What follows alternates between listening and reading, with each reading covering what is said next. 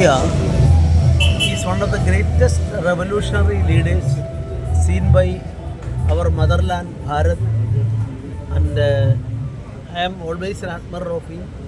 And I had occasion to go through his 10th volume, that great contribution book.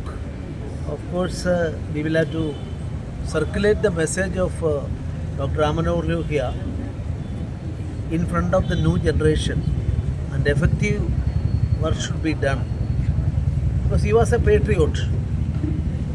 After visiting Russia, he was a socialist.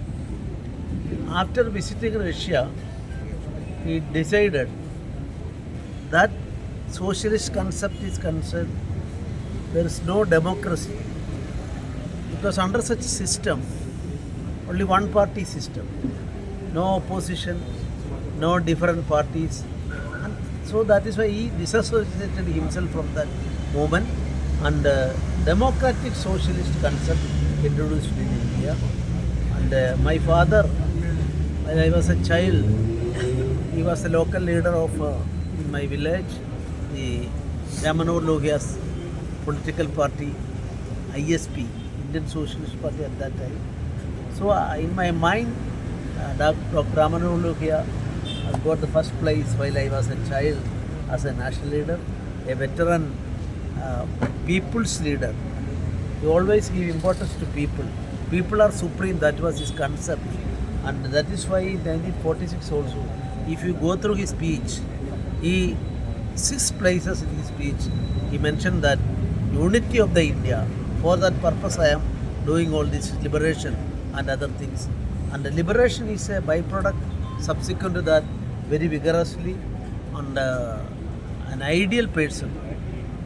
And unfortunately in 1968 or 67, he lost his life.